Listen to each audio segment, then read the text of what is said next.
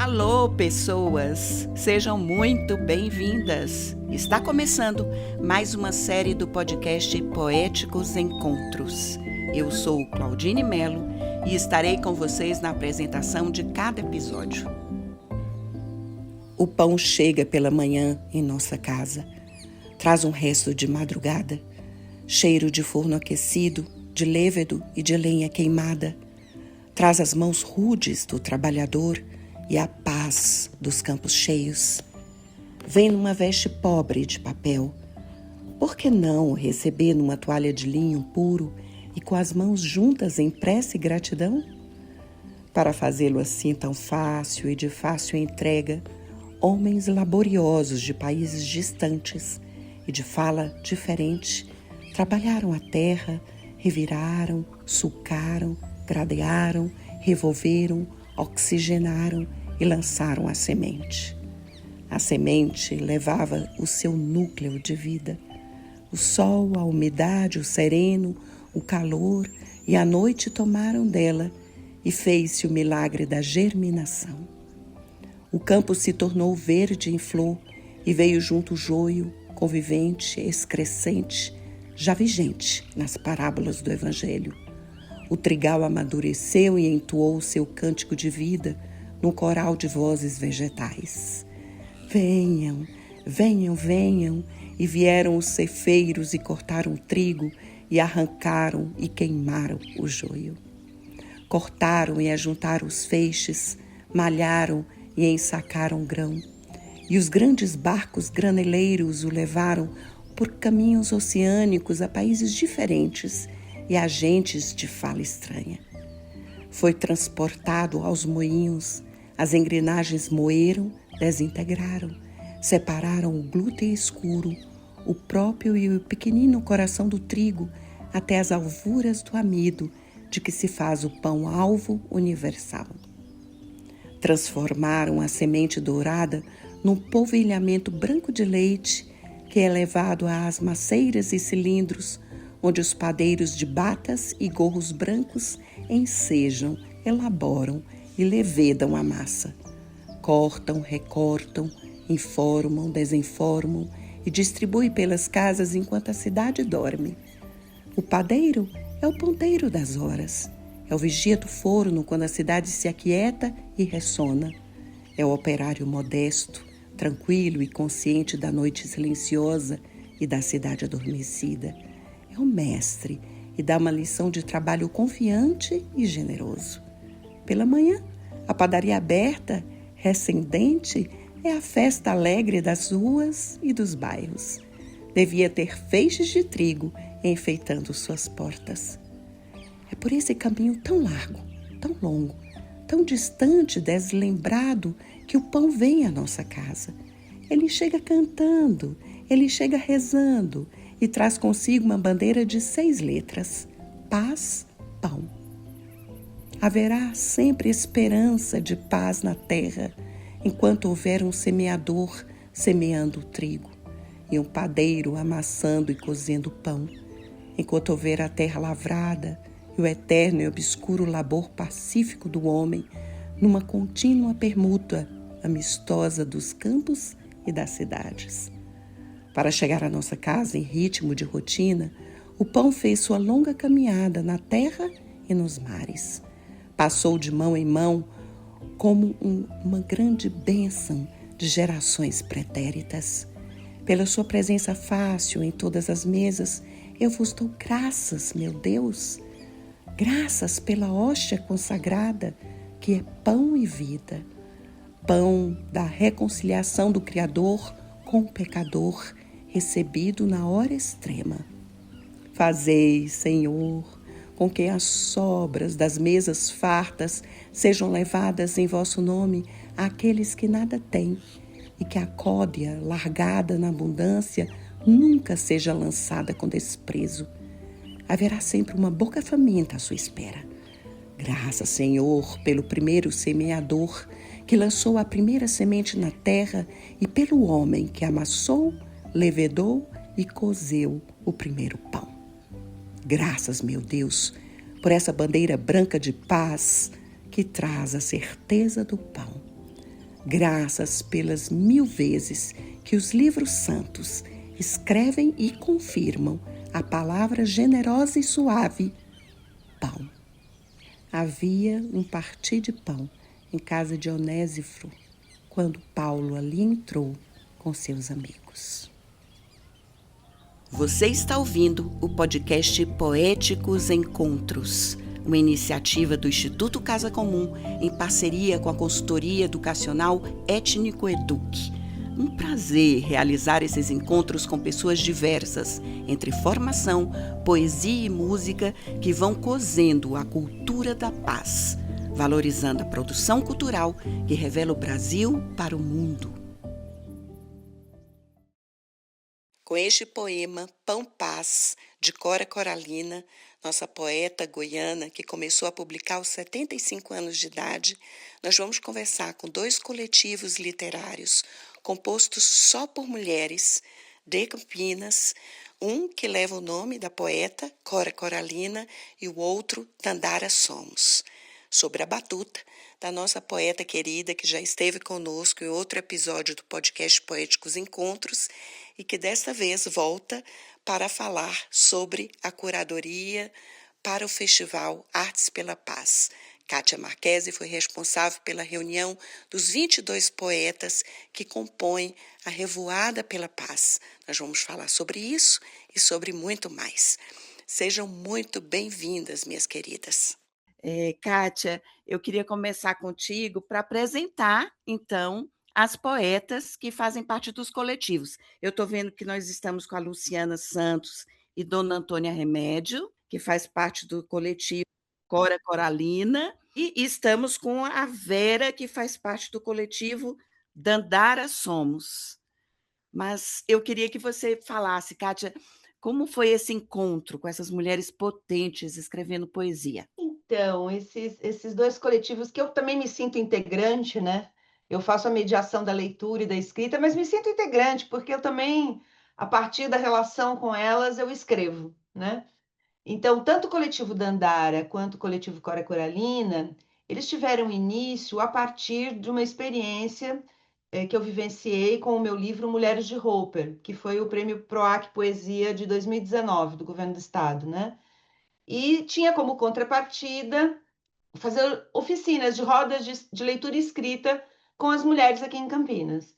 Então a gente começou lá na região da Padre Anchieta primeiro, a Luciana está desde o começo, né, Luciana? Sim. Está desde o comecinho, e nós fizemos uma relação muito boa.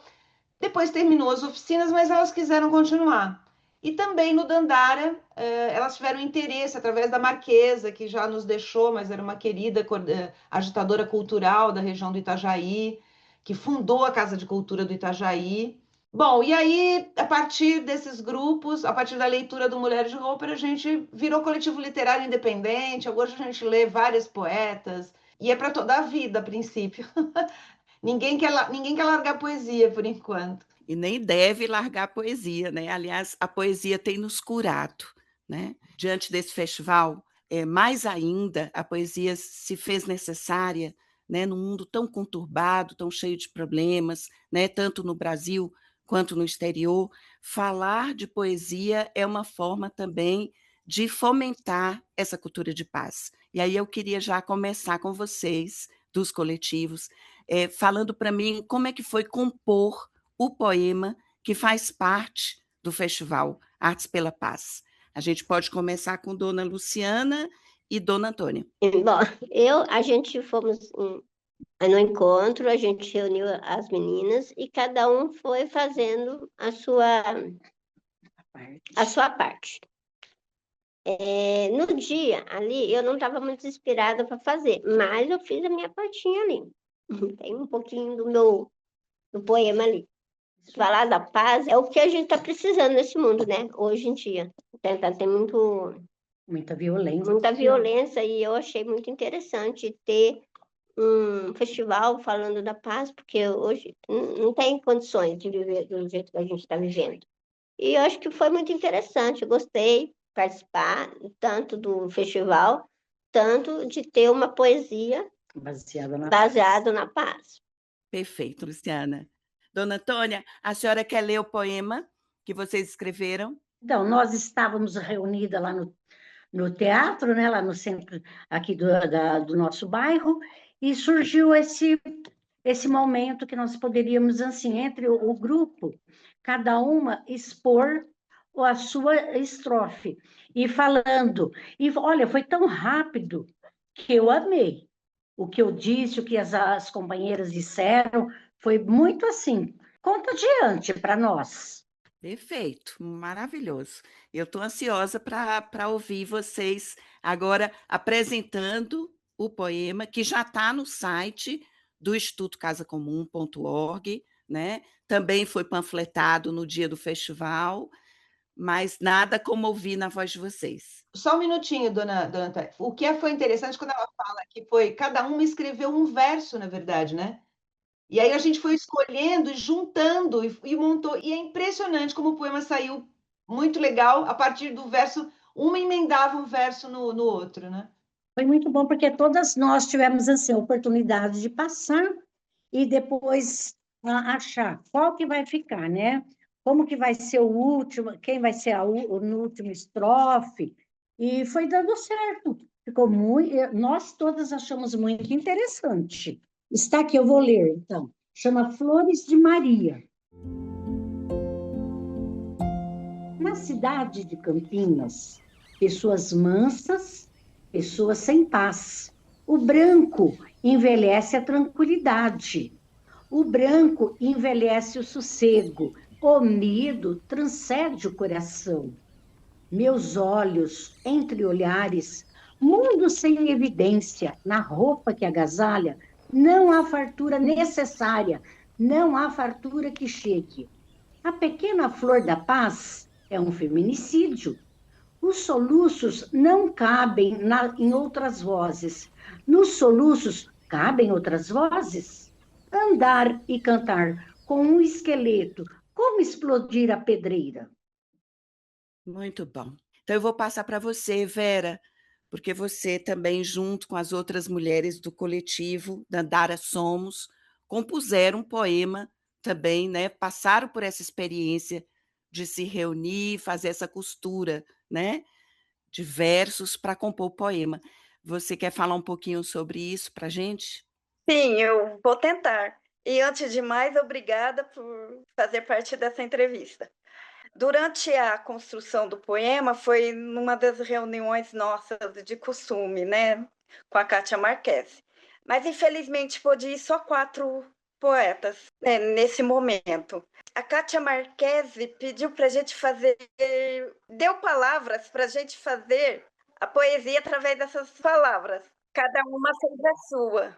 E ela leu todas, e propôs para a gente fazer uma desconstrução das poesias. E foi pegada cada 2 frases de cada uma das 4. E nós juntamos essas 4. A Kátia juntou as 4 e formou nossa poesia. Perfeito, Vera. É gostoso a gente ouvir assim como é que vocês foram costurando, né? Como eu disse anteriormente, é imagético, né? Eu fico imaginando isso, né? Como é que vocês foram compondo verso a verso, né? Estrofe a estrofe. Quer ler para nós? Você está com um poema aí em suas mãos? Eu posso falar.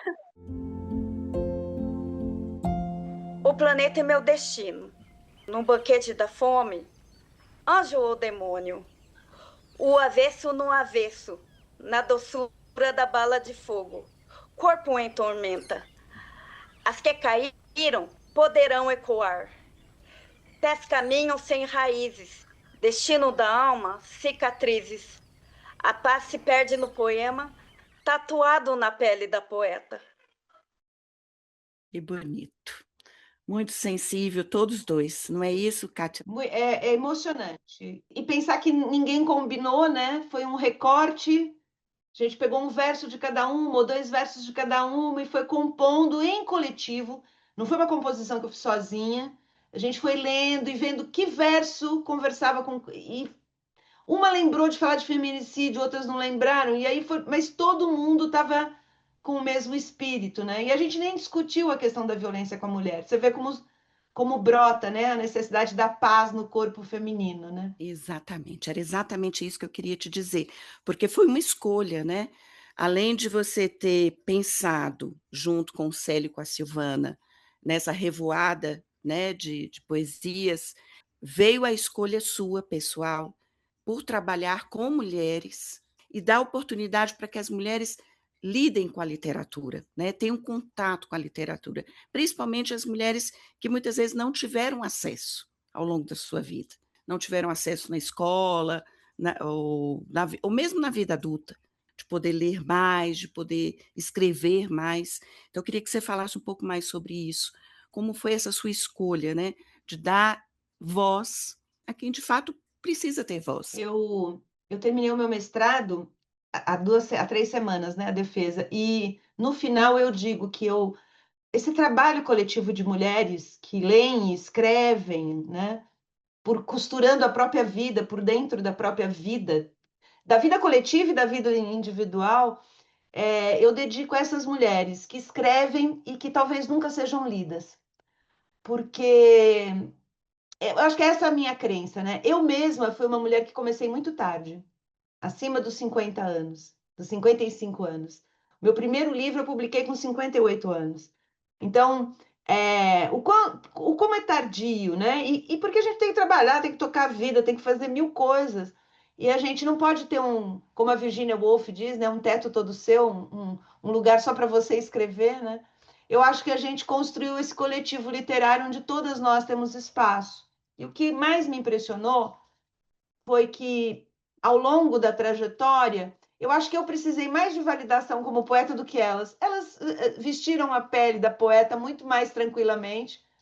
Não tem pressão de mercado, não tem. Nos territórios que nós habitamos e na cidade, que eu acho que foi muito bonito elas participarem, porque elas foram as poetas da cidade, do Festival Arte pela Paz. Elas eram as poetas da cidade. A gente gosta do poema e vai viver a dificuldade de construir um poema. Por exemplo, a Adélia Prado, elas ficaram estudando 1 ano a Adélia Prado. 1 ano lendo os poemas de Adélia Prado e escrevendo a partir deles. 6 meses com Cora Coralina, os coletivos já têm 4 anos, né? Então, é isso. Eu acho que assim, elas se autorizam a ser poetas e não precisam de tanto. Eu acho que às vezes a gente quer mais, precisa do reconhecimento alheio, né? O reconhecimento elas dão pelo próprio processo do fazer, né? Acho que isso que é legal. Exatamente. Você passou por essa experiência agora na defesa da sua dissertação de mestrado na Unifesp. E as representantes dos coletivos, elas estavam presentes. Todas estavam presentes assistindo a dissertação. E porque eu analisei, na minha dissertação, eu analiso a obra delas, né? Os poemas delas ao lado das autoras aparentemente autorizadas, né? Das visíveis e das invisíveis. Botei lado a lado e fiz uma análise literária mesmo, da qualidade do poema. A gente não foi discutir a organização social e política dos coletivos, a gente foi discutir mesmo a qualidade da produção literária delas, que é belíssima, né? Os professores elogiaram muito a banca, elogiaram os poemas, ficaram alucinados, assim. Eu fiquei muito emocionada porque a gente está fazendo a academia conhecer. A literatura, né? Os estudos literários precisam conhecer a produção que se faz nesse país e que está invisível de alguma forma, né? Porque a gente centraliza tudo num centro aparentemente autorizativo do saber, né? Exatamente, você trouxe uma questão importante que, quando eu entrevistei, nós já tínhamos inclusive conversado, eu e você, Kátia Marchese, num podcast, né, num episódio, em uma outra temporada, e isso me remete também a uma entrevista que eu fiz com o Nego Bispo, que faleceu depois, acabou ficando um presente para nós, do podcast Poéticos Encontros, porque ficou uma gravação inédita, né, já que ele faleceu, a gente jamais vai poder ouvi-lo, né, novamente. E aí a minha defesa era assim, o notório saber. Nós defendíamos isso, na verdade, eu e ele, né, a importância da gente não ficar levando tudo para o lado acadêmico, ou tudo para, não que não tenha importância, os grandes autores, as grandes dissertações, as grandes teses, mas o saber ele está no cotidiano, né, das pessoas. E o Nego Bispo era uma grande referência disso, né? Sem títulos acadêmicos, ele era um notório saber, né? Um saber respeitado no Brasil e no mundo. Então, você falar disso com a presença das mulheres que fazem parte do coletivo aqui é muito importante, para que elas saibam o quanto é valioso, né, cada escrita que sai a partir dessa união de vocês. Se vocês se sentirem à vontade para ler um outro poema dos coletivos, vocês querem? Você tem algum aí, Verinha? Eu queria ler aquele que nós fizemos depois que ter lido um poema da Adélia Prado. Escolha. Eu tenho fama de ser bruta, só porque sou nervosa. Esquisita a alguns olhares. Sou desajeitada e me visto como quero. Dizem que não sou requintada. O que é isso mesmo? Por isso, vou ver no dicionário. É sem sentido ficar aos prantos. Sou como sou. Somos iguais. Perfeito, Vera. Muito obrigada. Dona Antônia já está com seu poema aí na mão? A gente está com o Ah, livro mas está aqui. com o livro, é fácil. E nós estamos ansiosas para ler. É que eu estou procurando a minha página. Achei. Ah, é tão bom a gente, quando tem assim, oportunidade para ler o que nós escrevemos. A Eu Luciana vai ler o primeiro. Eu vou ler Escuro. A noite chegou. Em meu quarto, o som do silêncio sopra sussurros. Meus pensamentos estão calados e o medo da escuridão torna-se lágrimas. Maravilha. Por favor, Dona Antônia, pode ler. No coreto da praça, onde nós nos conhecemos, ao som de belas músicas, os dias e lembranças sempre passam na memória. Decisões foram tomadas em um triste adeus. Poucas vezes retornei a este lugar. Não quero que o passado machuque mais os dias meus. Maravilhosa. Isso mesmo. Não queremos que o passado machuque os nossos dias, não é isso, Kátia? É isso, a gente não quer mesmo, né? Diga para nós, querida, como tem sido sua produção literária? Você falou que começou muito tarde, mas não existe essa coisa de tempo. Você sabe disso, né? Então, eu comecei tarde e resolvi acelerar. Não, eu tive a produção do Mulheres de Roper, depois eu lancei agora de 23 para 24 o Herbário da Memória, pela editora Quelônio, que é uma relação da palavra com a natureza, né? Com os herbais, e compreender a palavra também como um livro herbal, né? Onde você guarda e ela volta a viver quando você abre aquele livro. Agora eu estou lançando em São Paulo o Azul é Vingativo, que é uma plaquete de poemas pela editora Mormaço, foi uma seleção. A editora Mormaço todo ano seleciona alguns poetas, né? Do Brasil como um todo. E eu fui selecionada, foram 9 poetas selecionados e eu passei mais uma prova para acreditar que eu sou poeta, né? Mas você é uma excelente poeta. Você conseguiu reunir um leque de poetas que eu falei no começo. Como é que foi a reunião, né? Você foi lapidando, né? Esses encontros desses poetas para formar esse coletivo. Esses dois coletivos, então, a gente foi se juntando mesmo e aparecendo, e hoje os grupos estabilizaram. Então, às vezes vinha uma, vinha outra. Hoje a gente já tem um número fixo, nem entram mais muitas pessoas, porque a gente trabalha coletivamente e individualmente com cada uma, para analisar os poemas, lapidar os poemas, né? Os poemas são lapidados.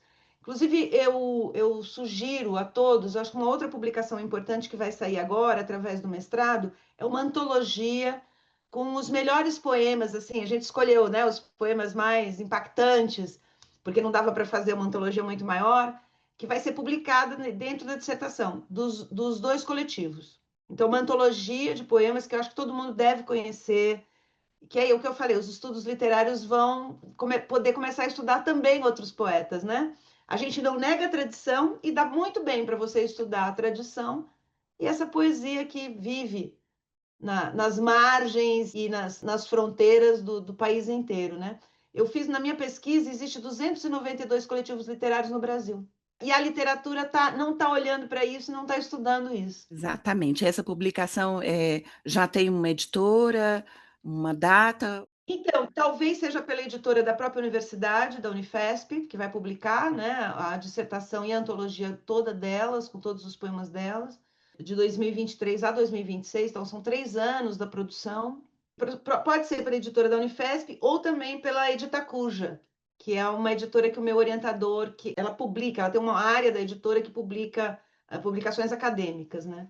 Perfeito. E com a escolha dos poetas, né, dos outros 19, que com vocês formam 22 poetas, não é isso?